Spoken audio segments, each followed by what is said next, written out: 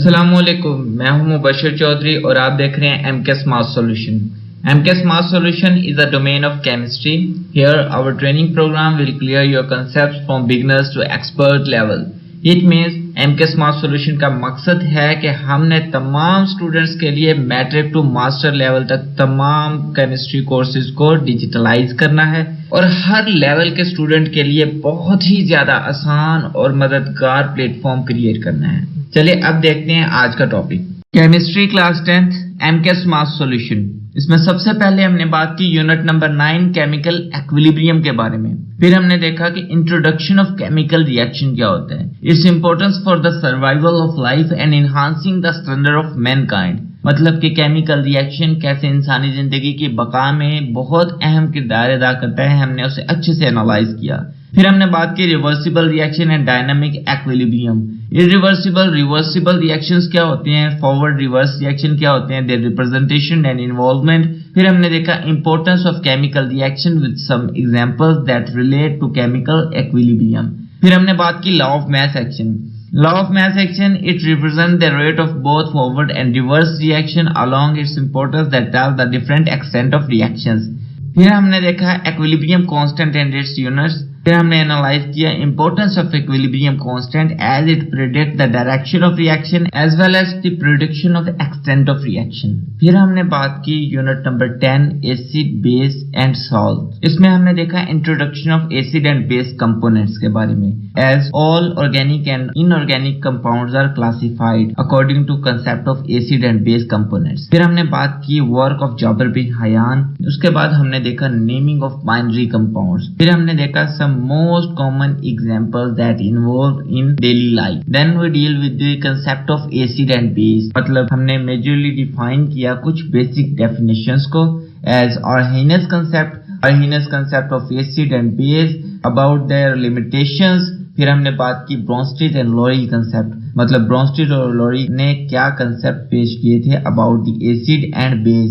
फिर हमने उसी में देखा कि कंजुगेट कंपाउंड्स क्या होती हैं, कंजुगेट एसिड क्या होता है, कंजुगेट बेस क्या होता है और the most important thing amphoteric compounds किसे कहते हैं.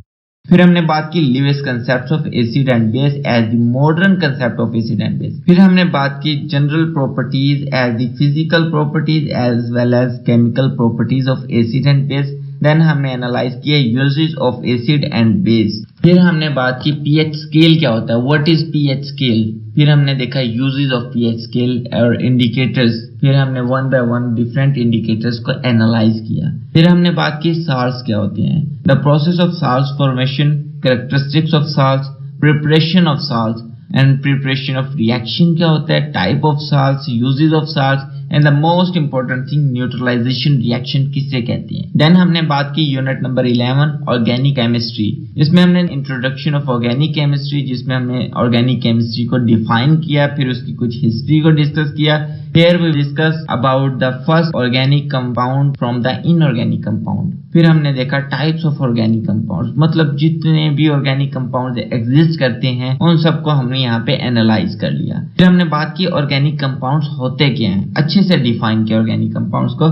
जैसे कि हमने डिफाइन किया ऑर्गेनिक केमिस्ट्री क्या थी, फिर हमने वो कंपाउंड्स एनालाइज किए जो ऑर्गेनिक केमिस्ट्री में डिफाइन किए गए थे, उन्हें ऑर्गेनिक कंपाउंड्स कहा जाता है. फिर हमने उन फार्मूलाज को स्टडी किया जो ऑर्गेनिक कंपाउंड्स को रिप्रेजेंट करने के लिए इस्तेमाल किए जाते हैं विद एग्जांपल्स. फिर हमने बात की classification of organic compounds. Then we deal with the diversity and magnitude of organic compounds. Then we deal with the general properties of organic compounds. फिर हमने बात की नेक्स्ट टॉपिक की sources of organic compound. The most major important component of this chapter, sources of organic compound. There are major sources of organic compounds are the plants and animals. They provide us both inorganic and organic components as coal, petroleum, natural gas, as some organic compounds are also synthesized in laboratory. फिर हमने बात की uses of organic compound. Organic compounds are used as the food, as clothing purpose, as house material, as a fuel, as a medicine, as a raw material for the different component of compounds. फिर हमने बात की alkanes and alkyl radicals. अच्छे से define किया alkanes क्या होते हैं, alkyl radicals क्या होते हैं, homologous series किसे कहते हैं, how to generate, how to analyze the alkyl radical. फिर हमने बात की functional groups क्या होते हैं. Functional groups categorized into 4 different categories. Here first we define about the functional groups containing carbon, hydrogen and oxygen as the essential elements. इसमें हमने बात की alcoholic group, ether linkage, aldehyde group, ketonic group, carboxylic group, Easter linkage, and then we deal with the functional groups containing carbon, hydrogen and nitrogen as the essential components. फिर हमने बात की इसमें amine और अमाइड. फिर हमने बात की functional groups containing carbon, hydrogen and halogens as their essential components, जिसमें हमने डिफाइन किया अल्काइल हैलाइड्स को. फिर हमने बात की functional groups as the double bond and triple bond, जिसमें हमने अल्कीन्स एंड अल्काइंस को बहुत अच्छे से एनालाइज किया. फिर हमने देखा test for the detection of functional group, मतलब कि फंक्शनल ग्रुप्स को डिटेक्ट करने के लिए जितने भी इंपॉर्टेंट टेस्ट परफॉर्म किए जा सकते थे, वन बाय वन हमने उन्हें तमाम को स्टडी किया, जिसमें हमने कहा test for the unsaturation, test for the alcoholic group, test for the carboxyl group, test for the aldehydic group, test for the ketonic group, test for the primary amino group, then test for the ester. फिर हमने बात की unit number 12 hydrocarbons, the most important component of the organic compounds. इसमें हमने introduction में analyse किया organic chemistry को, फिर ऑर्गेनिक कंपाउंड्स को अच्छे से डिफाइन किया, फिर हाइड्रोकार्बन्स की क्लासिफिकेशन की तरफ मूव किया. देन हमने मूव किया अल्कीन और अल्काइंस एंड एरोमेटिक्स कंपाउंड को एनालाइज करते हुए हमने properties and sources and uses of organic compounds, I mean hydrocarbons को बहुत अच्छे से एनालाइज किया. फिर हमने बात की हाइड्रोकार्बन्स क्या होती हैं, ओपन चेन हाइड्रोकार्बन और क्लोज चेन हाइड्रोकार्बन. फिर हमने उन्हें डिफाइन किया, मतलब कि define hydrocarbon, type of hydrocarbon, जिसमें हमने अल्कीन्स अल्काइंस को एनालाइज किया, जिसमें सबसे पहले हमने बात की characteristics of alkanes, general formula of alkanes, examples and physical properties as well as chemical reactions of alkanes as the preparations of alkanes, जिसमें हमने बात की केमिकल रिएक्शन ऑफ अल्केन, जिसमें मोस्ट इंपॉर्टेंटली हमने डिस्कस किया हैलोजिनेशन क्या होती है, कंबस्शन रिएक्शंस किसे कहते हैं. फिर हमने बात की uses of methane and ethane as the uses of alkane. फिर हमने एनालाइज किया अल्कीन्स क्या होती हैं, मतलब define alkenes, their general formula with some examples. After that हमने डिस्कस किया अकरेंस ऑफ अल्कीन्स. फिर हमने बात की फिजिकल प्रॉपर्टीज ऑफ अल्कीन्स. फिर हमने एनालाइज किया preparations of alkyne. After that हमने एनालाइज किया केमिकल रिएक्शंस ऑफ अल्कीन्स. फिर हमने देखा यूजेस ऑफ अल्कीन्स, जिसमें मेजरली हमने डिस्कस किया इथीन को. फिर हमने बात की अल्काइंस की. अल्काइंस क्या होते हैं, हमने यहाँ पे अल्काइंस को डिफाइन किया, फिर उनका जनरल फार्मूला को एनालाइज किया कुछ एग्जांपल्स के साथ. फिर हमने बात की अकरेंस ऑफ अल्काइंस, जिसमें हमने फिजिकल प्रॉपर्टीज की बात की अल्काइंस की. फिर हमने प्रिपरेशन ऑफ अल्काइंस को डिस्कस किया. फिर हमने बात की केमिकल रिएक्शंस ऑफ अल्काइंस. उसके बाद हमने बात की यूजेस ऑफ अल्काइंस, जिसमें हमने मेजरली डिस्कस किया एसिटाइलिन को. फिर हमने बात की यूनिट नंबर 13 बायोकेमिस्ट्री के बारे में. बायोकेमिस्ट्री में सबसे पहले हमने देखा इंट्रोडक्शन ऑफ बायोकेमिस्ट्री, जिसमें हमने डेफिनेशंस देखी, बायोकेमिस्ट्री को बहुत अच्छे से डिफाइन किया, क्लासिफिकेशन ऑफ बायोकेमिस्ट्री को डिफाइन किया. फिर हमने हिस्ट्री के बारे में कुछ डिस्कस किया. फिर हमने फंक्शंस के बारे में डिस्कस किया. उसके बाद हमने बात की कुछ इंपॉर्टेंट कंसेप्ट्स की रिगार्डिंग टू बायोकेमिस्ट्री.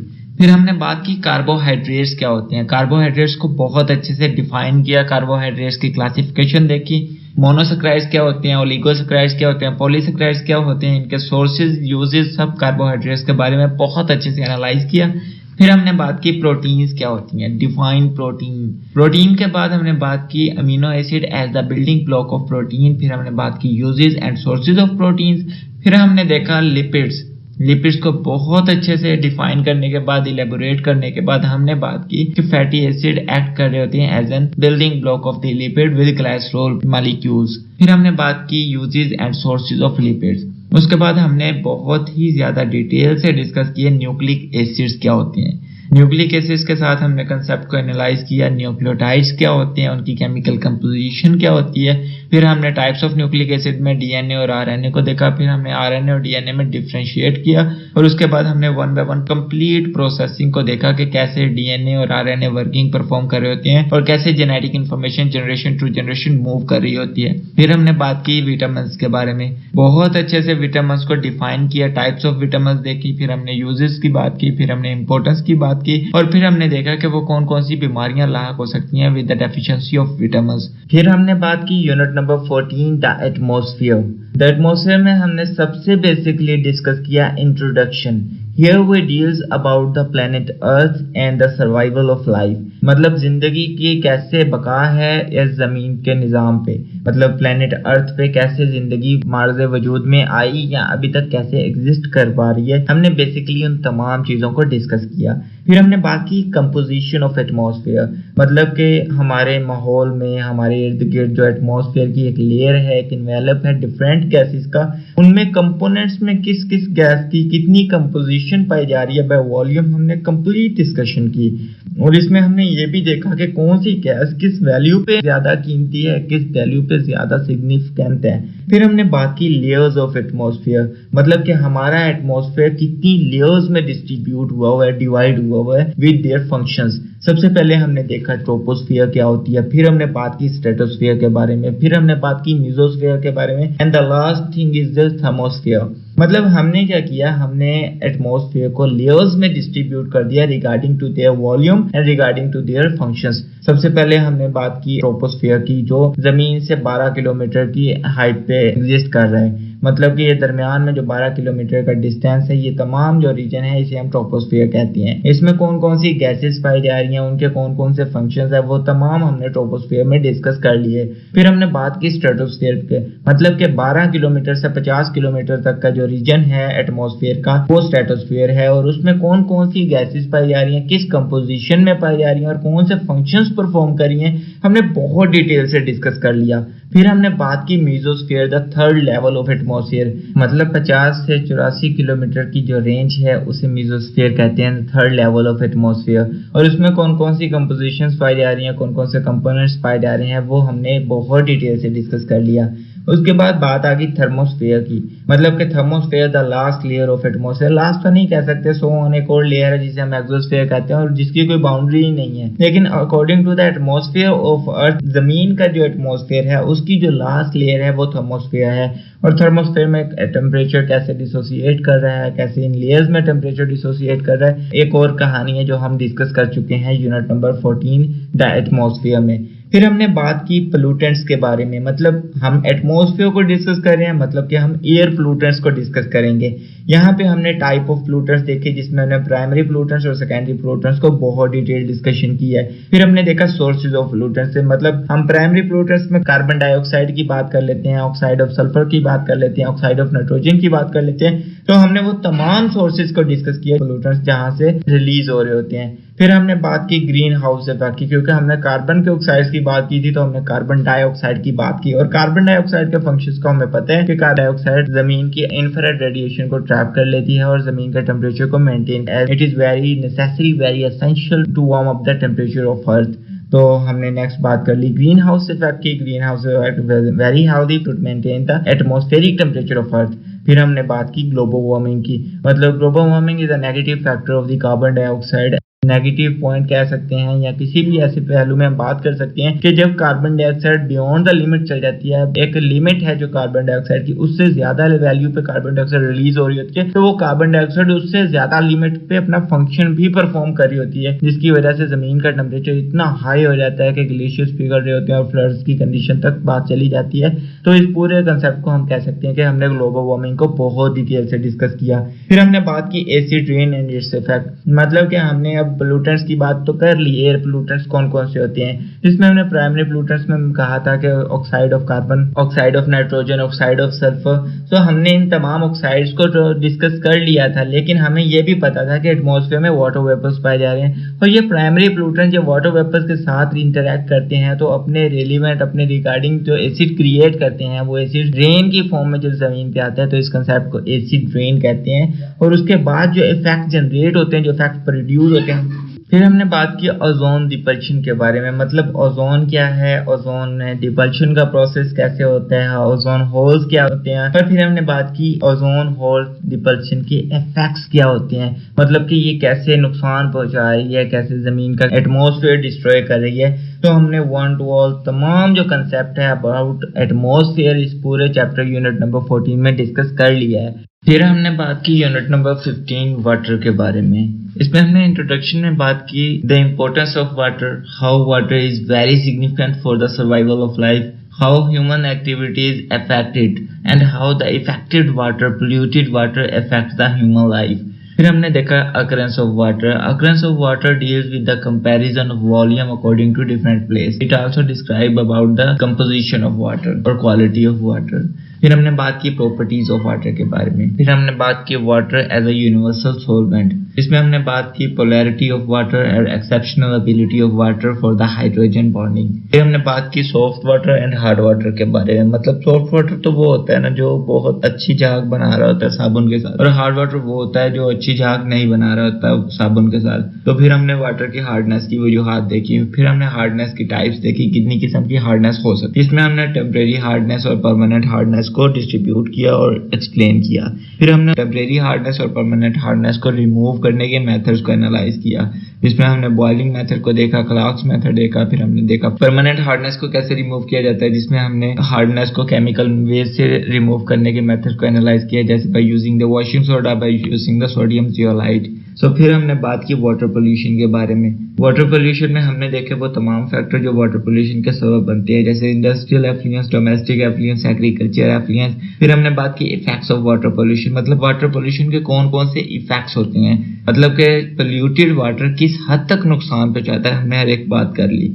उसके बाद हमने बात की वाटर बोर्न इन्फेक्शियस डिजीजेस के बारे में, मतलब वो बीमारी जो पोल्यूटेड पानी इस्तेमाल करने से पैदा होती हैं उनको हमने एनालाइज किया। जिसमें हमने सबसे पहले बात की डायरिया क्या होता है, डिसेंट्री क्या होती है, कॉलरा कैसे फैलता है, फिर क्रिप्टोस्पोडियम क्या होता है, कैसे फैल रहा होता है, इसके इफेक्ट्स कौन कौन से होते हैं। फिर हमने फ्लोरोसिस के बारे में देखा। फिर हमने हेपेटाइटिस की बात की। फिर हमने हुकवर्म्स को बहुत अच्छे से एनालाइज किया। फिर हमने जॉर्डिस को डिस्कस किया। एट द एंड हमने टाइफाइड को डिस्कस किया।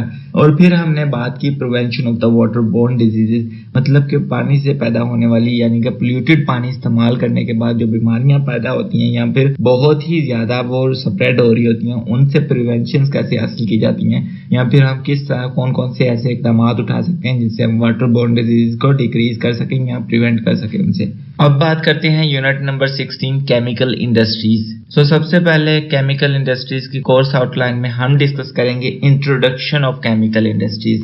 यहाँ पे हम देखेंगे कि केमिकल इंडस्ट्रीज की डेवलपमेंट क्यों जरूरी है। जैसे कि हम बात कर लेते हैं, chemical industries are established to meet up the need of modern societies, मतलब कि आज के दौर में मॉडर्न एज की बात कर रहे हैं कि इंसानों की इतनी ज्यादा जरूरियात है और नेचुरल जो प्रोडक्ट्स हैं वो उनकी नीड्स को फुलफिल नहीं कर पा रहे होते। जैसे कि हम अगर सिर्फ और सिर्फ क्लॉथ में बात कर ले तो नेचुरल सिल्क है वो ह्यूमन पॉपुलेशन को मीट नहीं कर सकती और इतने सारे प्रोडक्ट्स जनरेट नहीं कर सकती।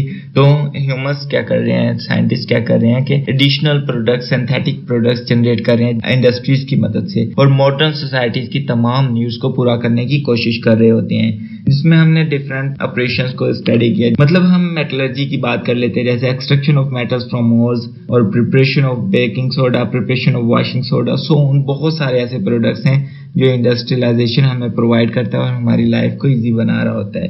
नेक्स्ट हम बात करेंगे basic metallurgical operations. Basic metallurgical operations में हमने सबसे पहले डिफाइन करेंगे मेटलर्जी होती क्या है। मेटलर्जी को अच्छे से डिफाइन करने के बाद हम जाएंगे कुछ इंपॉर्टेंट टर्मिनोलॉजीज की तरफ जिन्हें समझना बहुत ही जरूरी है to understand the basic metallurgical operation.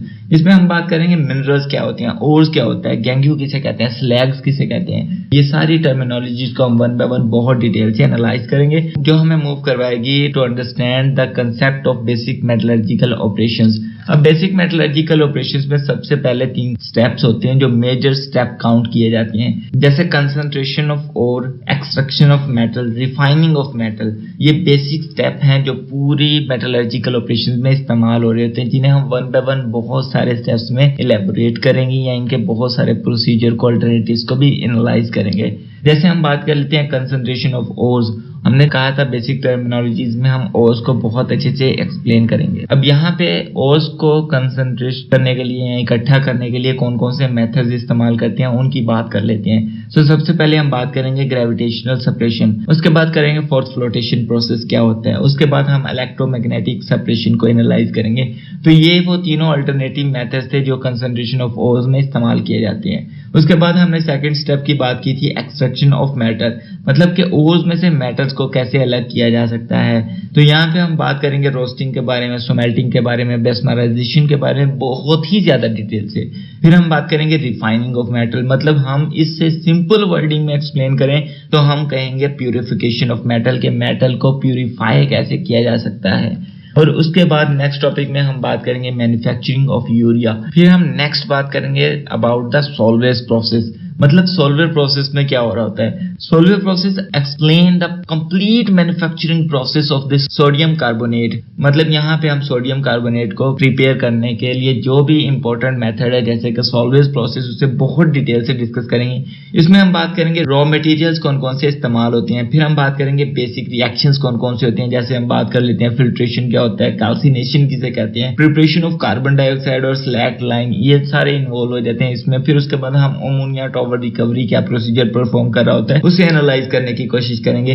जब ये पूरा प्रोसेस कंप्लीट हो चुका होगा हम एंड पे बात करेंगे advantages of the solver process, मतलब कि सोल्वर प्रोसेस के फायदे क्या हैं। नेक्स्ट हम बात करेंगे मैन्युफैक्चरिंग ऑफ यूरिया या यूरिया मैन्युफैक्चरिंग। इसमें हम बात करेंगे रॉ मटेरियल्स, मतलब कि वो तमाम रॉ मटेरियल जो यूरिया बनाने के लिए इस्तेमाल होते हैं उन्हें डिस्कस करेंगे। फिर बात करेंगे प्रोसेस या हम बेसिक केमिकल रिएक्शंस की बात कर लेंगे जो परफॉर्म किए जाएंगे for the formation of urea. उसके बाद हम बात करेंगे इंपॉर्टेंस क्या है यूरिया की। उसके बाद हम बात करेंगे major chemical companies that involve in the formation of urea in Pakistan, मतलब वो तमाम कंपनीज के बारे में डिस्कशन करेंगे जो पाकिस्तान में यूरिया प्रोड्यूस करने में इन्वॉल्व है।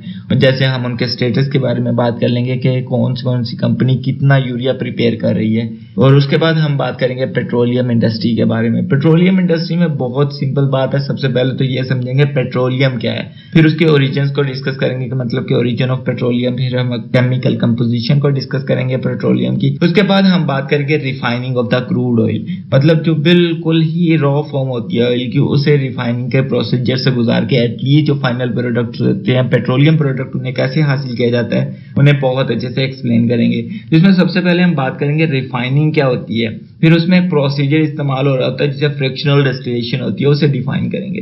फिर हम बात करेंगे principles of the frictional distillation, मतलब किन असूलों पे फ्रिक्शनल डिस्टिलेशन हो रही होती है क्रूड ऑयल की, उसे डिस्कस करेंगे। फिर हम बात करेंगे methods for the frictional distillation, मतलब कि इस लेवल पे पाकिस्तान में जिस लेवल पे क्रूड ऑयल की रिफाइनिंग हो रही होती है, मतलब उन तमाम मेथड्स को एक्सप्लेन करेंगे फ्रिक्शनल डिस्टिलेशन से डील कर रहे होते हैं। और नेक्स्ट हम बात करेंगे रेजिडुअल ऑयल, मतलब वो ऑयल जो सारे प्रोडक्ट्स को निकालने के बाद जो एंड पे जो प्रोडक्ट बच जाता है हमारे पास उसे हम रेजिडुअल ऑयल कहते हैं, about the frictional distillation of crude oil. So उसके बाद जो वो रेजिडुअल ऑयल होता है उसमें हमें कौन कौन से प्रोडक्ट्स मिल रहे होते हैं, जैसे हम लुब्रिकेंट्स की बात कर लें, पैराफिन की बात कर लें या पेट्रोलियम कोक की बात कर लें, तो ये सारे साइड प्रोडक्ट हम सिर्फ रेजिडुअल ऑयल से हासिल कर रहे होते हैं जो डिफरेंट पर्पस के लिए इस्तेमाल हो रहा है। जैसे लुब्रिकेंट को एक्सप्लेन कर लें तो लुब्रिकेंट हम ऑटोमोबाइल्स में इस्तेमाल कर रहे होते हैं, पैराफिन भी हम ऑटोमोबाइल्स में या व्हीकल्स में इस्तेमाल कर रहे होते हैं, पेट्रोलियम कोक भी हम बहुत सारे पर्पसेस के लिए इस्तेमाल कर रहे होते हैं। उम्मीद करता हूँ हमारी ये मेहनत आपके लिए मददगार साबित हो। प्लीज हमारे चैनल को सब्सक्राइब, लाइक, शेयर जरूर करें। और अगर आप इस तमाम कोर्स को एक ऑर्गेनाइज्ड वे में स्टडी करना चाहते हैं तो आप हमारी वेबसाइट mksmathsolution.blogspot.com, जिसका लिंक डिस्क्रिप्शन में मौजूद है, उसे विजिट करें। यहाँ पे आपको आपके कोर्स से रिलेटेड तमाम डाटा एक वेल ऑर्गेनाइज्ड फॉर्म में मिलेगा from the matric to master level. Thanks to watch. If you have any query, you can find me in comment box or you can also contact me on WhatsApp. Khuda Hafiz.